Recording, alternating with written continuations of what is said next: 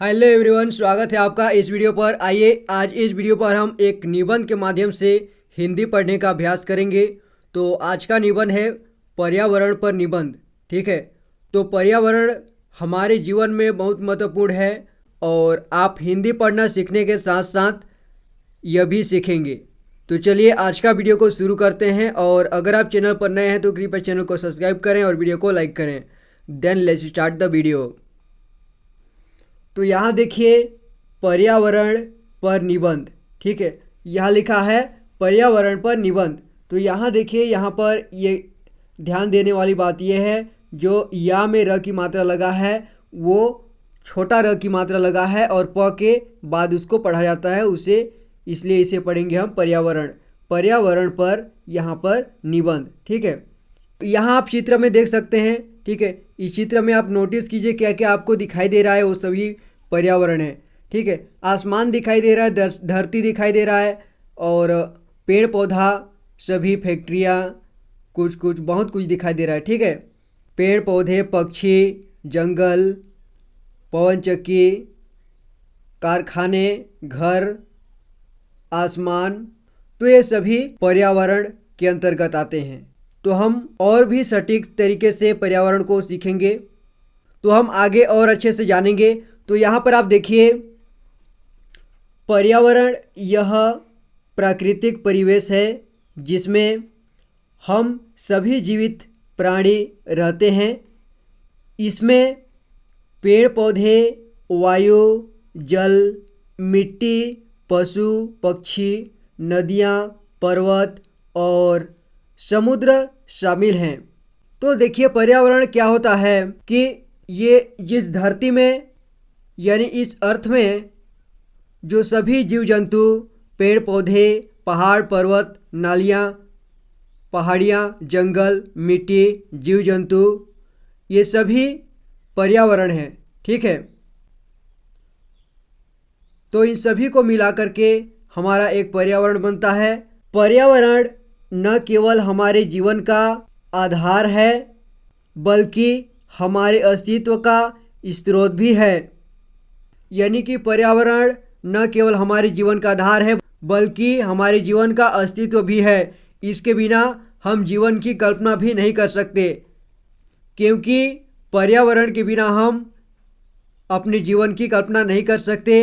अगर धरती नहीं होता, पेड़ पौधे नहीं होते, पहाड़ पर्वत, नदी नालियाँ, पानी कुछ नहीं होता तो क्या हम जिंदा रह सकते हैं? नहीं, बिल्कुल भी नहीं। ठीक है, इसलिए पर्यावरण का होना बहुत ज़रूरी है और इसका संतुलन होना बहुत ज़रूरी है। तो आगे हम और भी जानते हैं। चलिए आगे बढ़ते हैं, देखते हैं। हमारे चारों ओर की हर वस्तु, चाहे वह जीवित हो या निर्जीव, पर्यावरण का हिस्सा है। ठीक है, यानी हमारे चारों ओर का जो वस्तुएं हैं, चाहे वो पेड़ पौधे, चाहे वो मिट्टी हो या पत्थर हो, कोई भी चीज़ हो जो पर्यावरण का एक हिस्सा है। ठीक है, चाहे वो जीवित हो या निर्जीव। निर्जीव का मतलब होता है जिसमें जीव न हो। ठीक है, जैसे मिट्टी, पत्थर, ठीक है, नदी, इन सब में जीव नहीं होता है।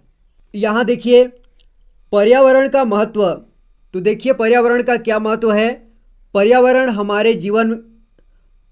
हमारे जीवन के हर पहलू से जुड़ा हुआ है। शुद्ध वायु हमें सांस लेने के लिए, शुद्ध जल पीने के लिए, उपजाऊ मिट्टी खेती के लिए और विविध यानी अनेक प्रकार, ठीक है, अनेक और विविध प्रकार की वनस्पतियाँ और जीव जंतु हमारी पारिस्थितिक संतुलन बनाए रखने के लिए महत्वपूर्ण हैं। यदि हमारा पर्यावरण स्वस्थ होता है तो हमारा जीवन भी समृद्ध होता है। पर्यावरणीय समस्याएं। अब देखिए पर्यावरणीय समस्याएं। वर्तमान समय में पर्यावरण के सामने कई चुनौतियां हैं। औद्योगिकीकरण और शहरीकरण के कारण पर्यावरण का अत्यधिक दोहन हो रहा है। ठीक है, औद्योगिकीकरण ये क्या है? जैसे उद्योग धंधे, फैक्ट्री, ये सब औद्योगिकीकरण कहलाते हैं, ठीक है, उन्हें औद्योगिकीकरण कहते हैं। और शहरीकरण का मतलब होता है कि शहर बसाना, ठीक है, यानी कि पेड़ पौधों को, जंगलों को काट करके वहाँ शहर बसाना, ठीक है। शहरीकरण के कारण पर्यावरण का अत्यधिक दोहन हो रहा है। पर्यावरण का अत्यधिक दोहन हो रहा है, इसका मतलब कि पर्यावरण का नाश हो रहा है, उसका विनाश हो रहा है, ठीक है, उसे हटाया जा रहा है, यानी उसका नुकसान किया जा रहा है। वनों की कटाई, वनों की कटाई, इसका मतलब जंगलों की कटाई, ठीक है, जंगलों में पेड़ पौधों की कटाई।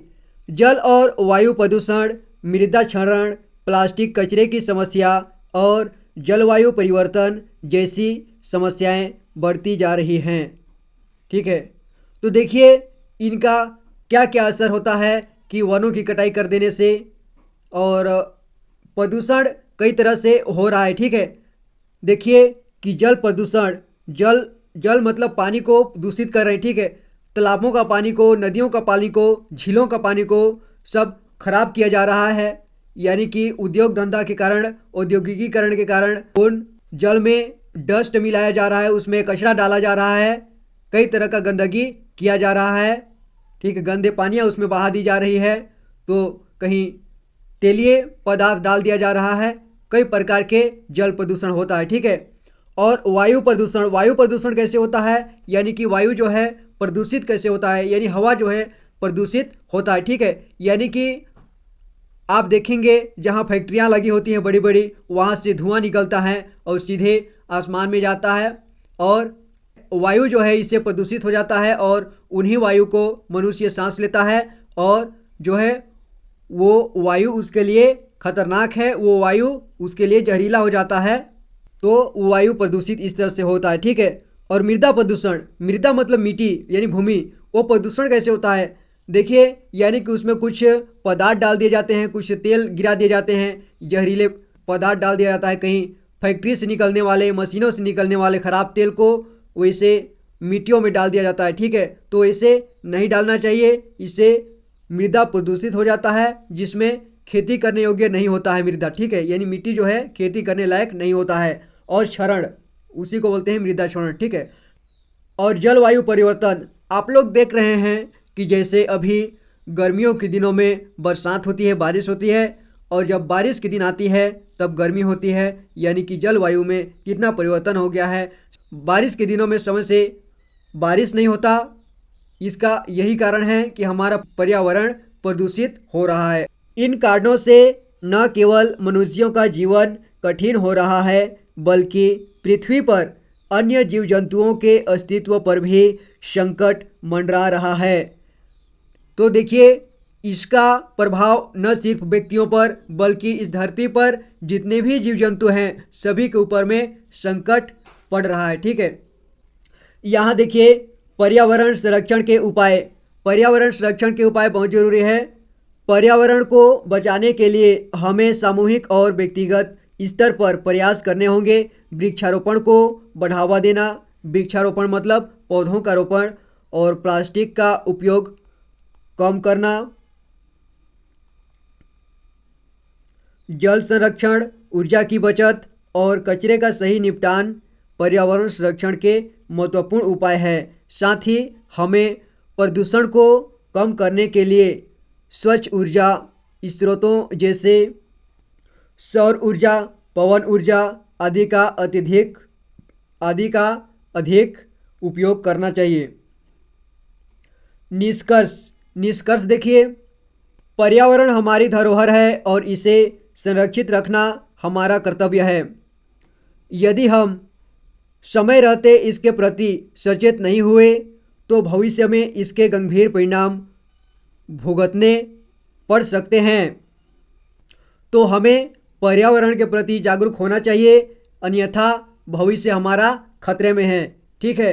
तो हमें आने वाली पीढ़ियों के लिए एक स्वस्थ और सुरक्षित पर्यावरण छोड़ने के लिए आज से ही प्रयास शुरू करने चाहिए, ठीक है।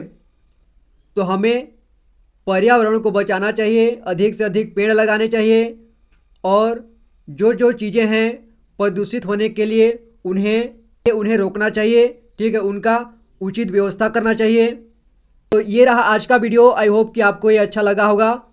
तो मैं मिलूँगा आपसे अगली वीडियो में। Thank you so much for watching this video guys. Take care and good bye.